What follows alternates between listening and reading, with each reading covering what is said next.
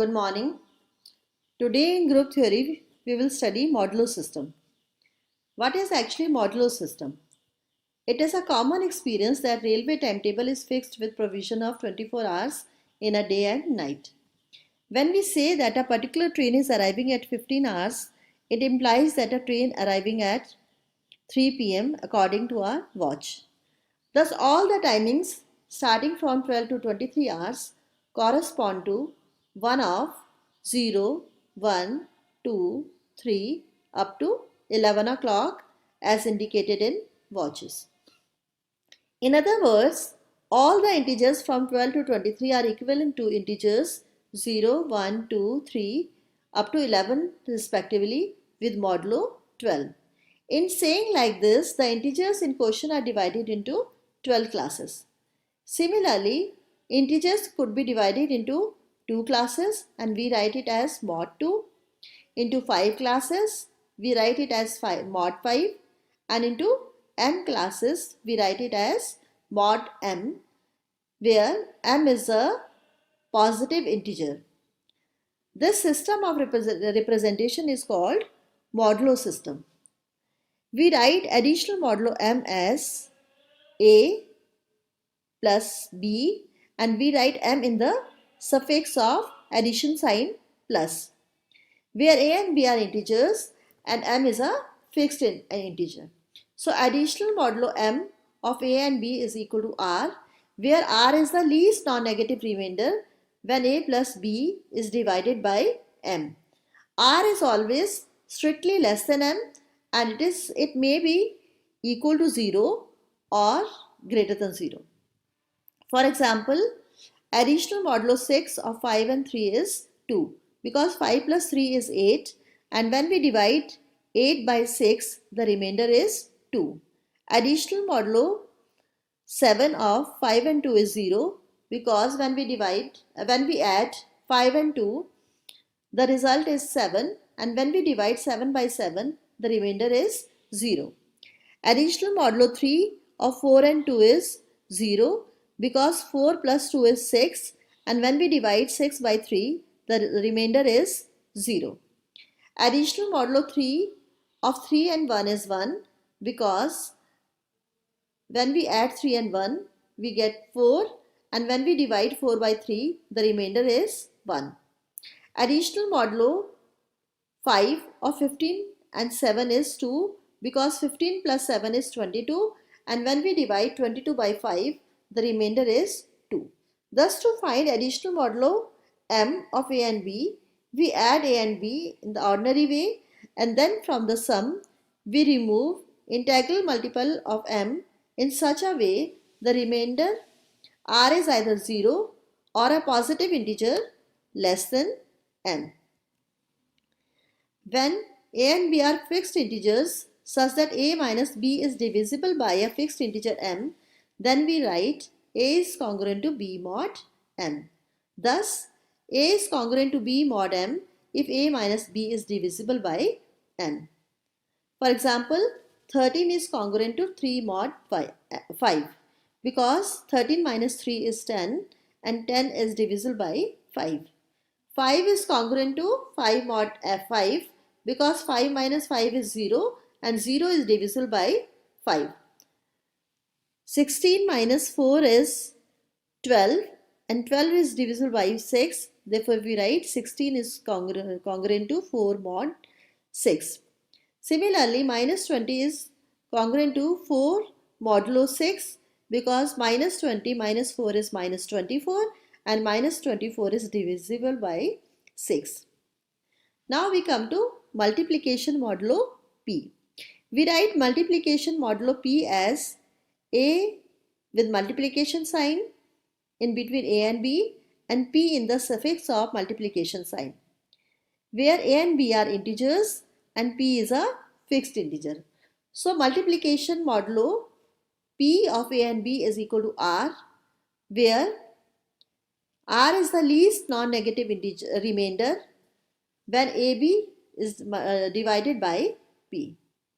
So multiplication modulo 6 of 5 and 3 is 3, because when we multiply 5 and 3, we get 15, and when we divide 15 by 6, the remainder is 3.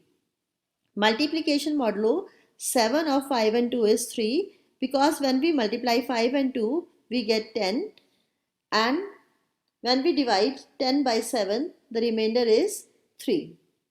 Multiplication modulo 3 of 4 and 2 is 2, because when we multiply 4 and 2, we get 8, and when we divide 8 by 3, the remainder is 2.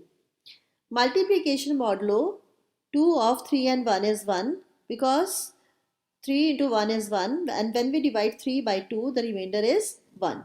Multiplication modulo 5 of 5 and 7 is 0, because 5 into 7 is 35, and when we divide 35 by 5, the remainder is 0.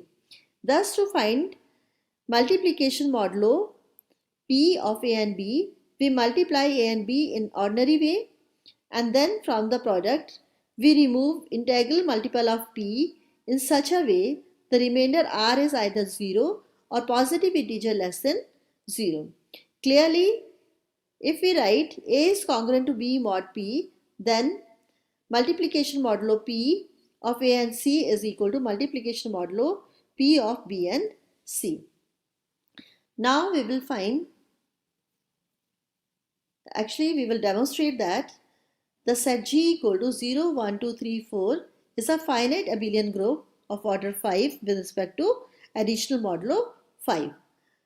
For this, we will use a composition table because the number of elements in a group is finite. So to construct a composition table, we will write the elements of G in the top border row and in left border row, like 0, 1, 2, 3, 4 in the top border row and right border row. And the binary operation here is additional modulo 5, and we will write it in the extreme left corner. To write the elements of first row, we will multiply the elements of top border row, add, because the operation is additional modulo 5. So we will add 0 to the elements of top border row, and then we will divide the resulting number by 5 and write the remainder in first row. So if we add 0 to 0, the resulting number is 0. If we divide it by 5, the remainder is 0. 0 plus 1 is 1. When we divide it by 5, the resulting remainder is 1. Similarly, 0 plus 2 is 2. The remainder will come to be 2. 0 plus 3 is 3. Remainder will again be 3. 0 plus 4 is 4. The remainder will be 4 when we divide it by 5. To write the elements of second row, we will add 1 to each element in the top border row and then divide the resulting number by 5 and write the remainder in second row. So 1 plus 0 is 1. When we divide 1 by 5, the remainder will be 1. 1 plus 1 equal to 2, the remainder will be 2. 1 plus 2 is 3, the remainder will be 3. 1 plus 3 is 4, the remainder will be 4. 1 plus 4 is 5. When we divide 5 by 5, the remainder will be 0. 2 plus 0 is 2. So when we divide 2 by 5, the remainder will be 2. 2 plus 1 is 3, the remainder will be 3. 2 plus 2 is 4, the remainder is 4. 2 plus 3 is 5. When we divide 5 by 5, the remainder will be 0. 2 plus 4 is 6. When we divide 6 by 5, the remainder is 1. So to write the elements of third row, we add 2 to each element in the top border row and then divide the resulting number by 5 and write the element in the third row. To write the elements of third row, we add 3 to elements of top border row and then divide the resulting number by 5 and write the remainders in fourth row. So 3 plus 0 is 3, the remainder will be 3.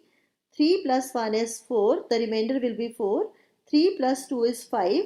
When we divide 5 by 5, the remainder will be 0. 3 plus 3 is 6.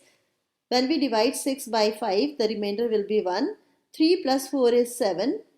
When we divide 7 by 5, the remainder is 2. 4 plus 0 is 4. When we divide 4 by 5, the remainder is 5. 4 plus 1 is 5. When we divide 5 by 5, the remainder is 0. 4 plus 2 is 6. When we divide 6 by 5, the remainder will be 1. 4 plus 3 is 7. When we divide 7 by 5, the remainder is 2. 4 plus 4 is 8. When we divide 8 by 5, the remainder is 3. So, to write the elements of fifth row, we have added 4 to elements of top border row and then divided the resulting number by 5, and we have written the remainders here. Now we observe in the composition table that fifth row is not identical with the top border row because element in the fifth row are 4, 0, 1, 2 and 3, and elements in the top border row are 0, 1, 2, 3, 4. So these two rows are not identical. Similarly, fourth row is also not identical with the top border row. Third row is also not identical with the top border row. Second row is also not identical with the top border row. But first row is identical with the top border row because elements in the first row and top border row are 0, 1, 2, 3 and 4. An element on the extreme left of the row which is identical with the top border row is 0. This 0 is called the identity element of a group. Now we locate this identity element in each row. In first row, the identity element is in the first column. In second row, identity element is in the fourth column. In third row, identity element is in the fourth column. In fourth row, identity element is in the third column. And in fifth row, identity element is in the second column. After locating these identity elements, we mark these identity elements. I have marked it by red color. You may encircle these identity elements in your notebooks. This will help us to find the elements inverse of each elements of a group. So to find the inverse of 0, we will see that 0 is in the first row and first column. An element above 0 in the top border row is 0. So inverse of 0 is 0. To find the inverse of 1, we see that our identity element is in the last column. An element above 0 in the last column is 4 in the top border row. So inverse of 1 is 4. To find the inverse of 2, we have identity element in fourth column. So element above 0 in the fourth column is 3 in the top border row. So inverse of 2 is 3. To find the inverse of 3, we have 0 in the third column and element above 0 in the third column is 2 in the top border row. So inverse of 3 is 2. To find the inverse of 4, we have identity element in second column and element above second column in top border row is 1. So inverse of 4 is 1. One more thing we observe that elements of the diagonal elements of the table are 0, 2, 4, 1 and 3. Element on the right of 0 in the first row are 1, 2, 3, 4. Element below 0 in the first column are 1, 2, 3, 4. So these are same elements. Now the second diagonal element is 2. Element on the left in the second row are in the right. Elements in the right in second row are 3, 4 and 0. And elements below 2 in the second column are 3, 4, 0, which are same. Now third diagonal element is 4. Element on the right of 4 are 0 and 1 in third row and 0 and 1 in third column below 4. These are also same. Now fourth Diagonal element is 1. Element towards its right is 2. Below it is also 2. So this composition table is symmetrical about the main diagonal. So now we come to the properties of a group. Since each element in the table belongs to the set G, so G is closed with respect to additional modulo 5. The elements of G satisfy associativity with respect to addition modulo 5, as the additional modulo 5 is always associative. Since our first row of the table is identical with the top border row, the 0 on the extreme left side of this row is the identity element in G.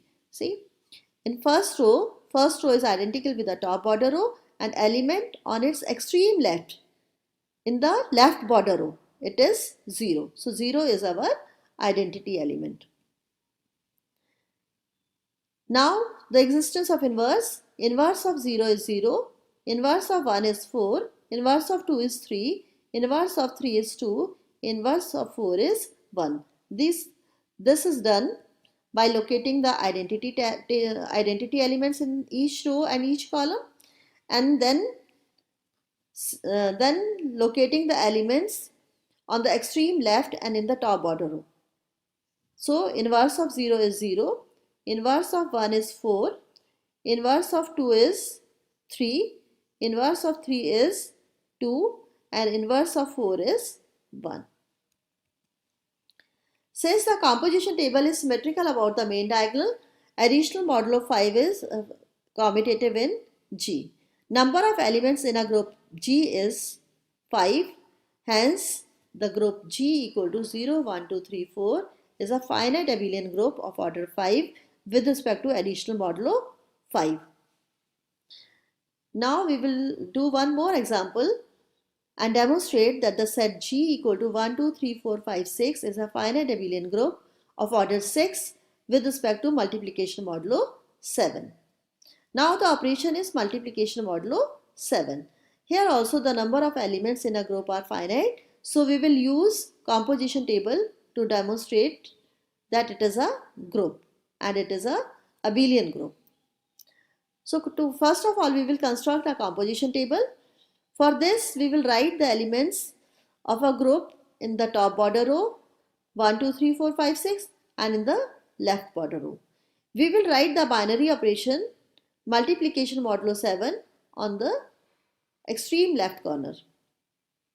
To construct or write the elements in first row, we will multiply elements of the top border row by 1 and then divide the resulting element so obtained by 7.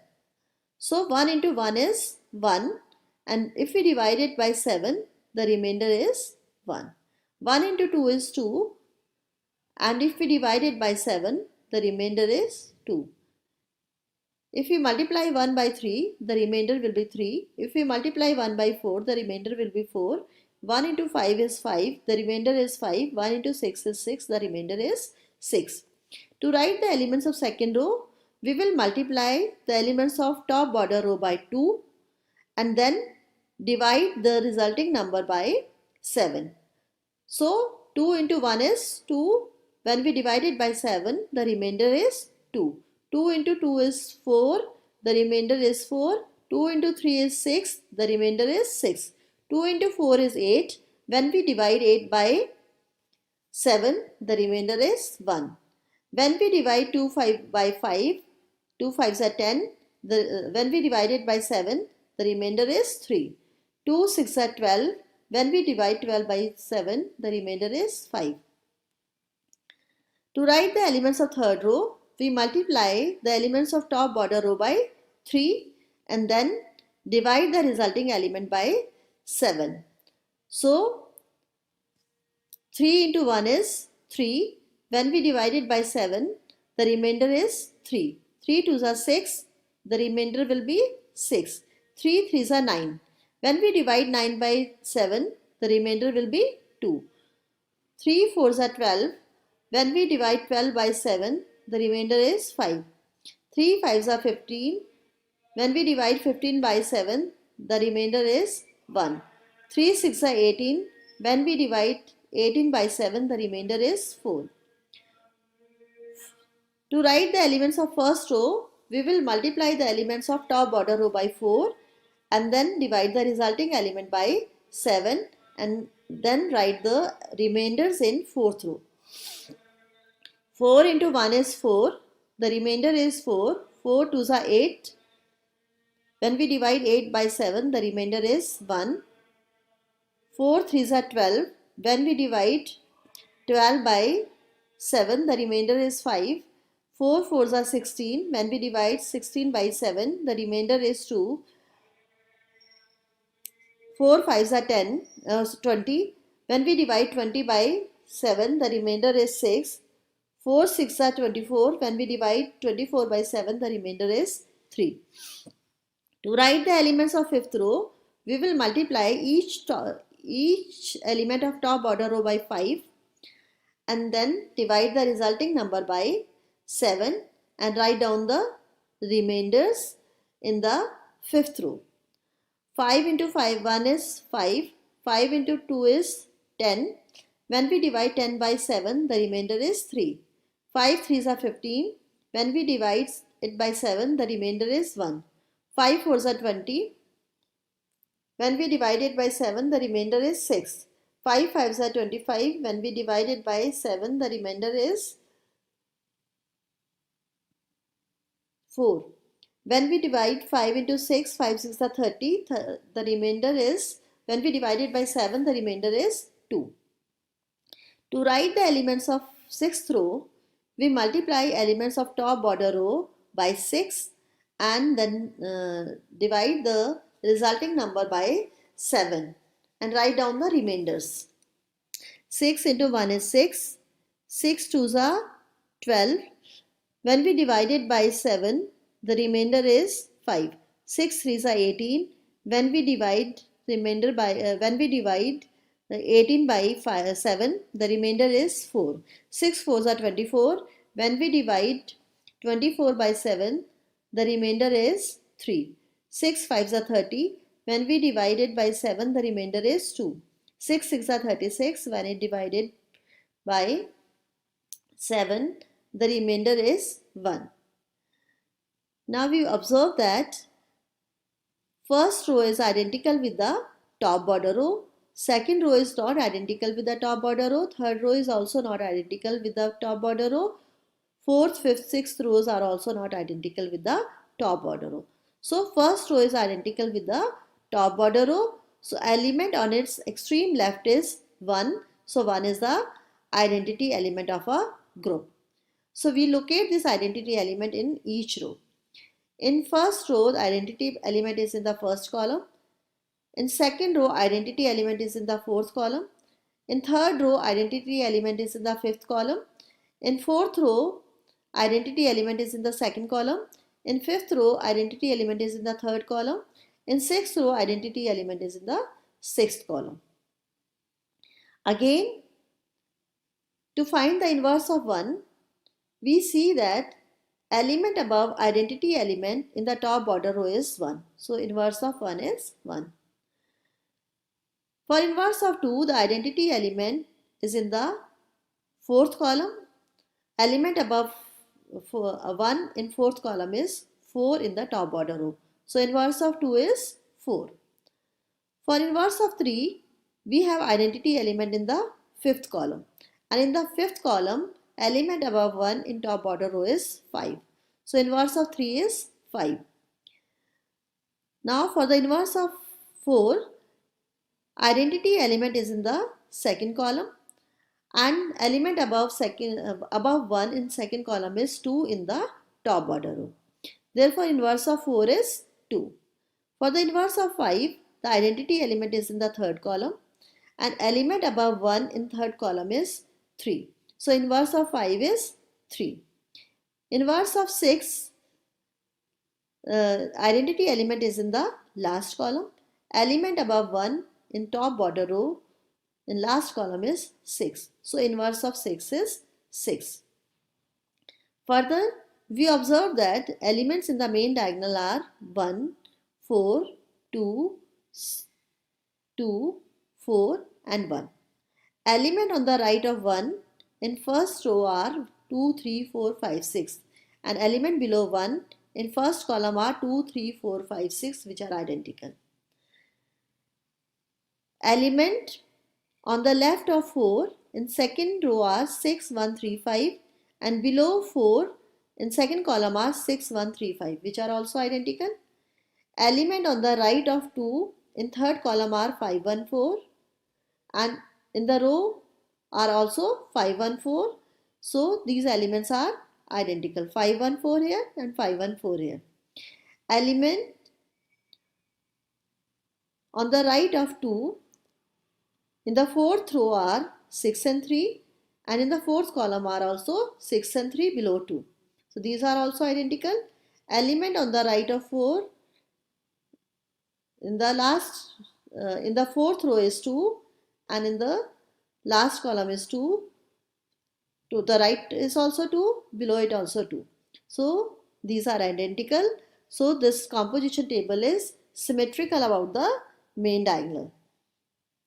Also, all the elements of this composition table are the elements of a group G. So now we come to the properties of a group. Since each element in the table belongs to the set, so G is closed with respect to multiplication modulo 7. For associativity, the elements of G satisfy associativity with respect to multiplication modulo 7, as multiplication modulo 7 is always associative.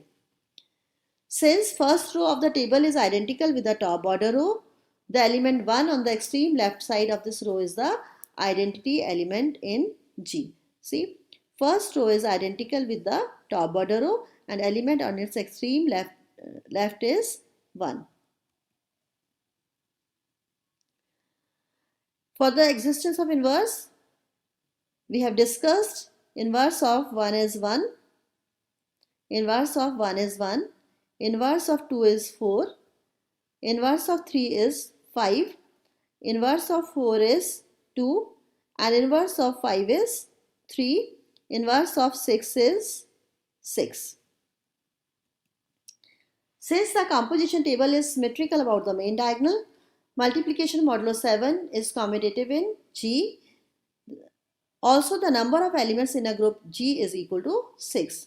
Hence, the given set G is a finite abelian group of order 6 with respect to multiplication modulo 7. Some application of this modulo system. In theoretical mathematics, modular arithmetic is one of the foundation of number theory and is also used in group theory, ring theory, knot theory, and abstract algebra.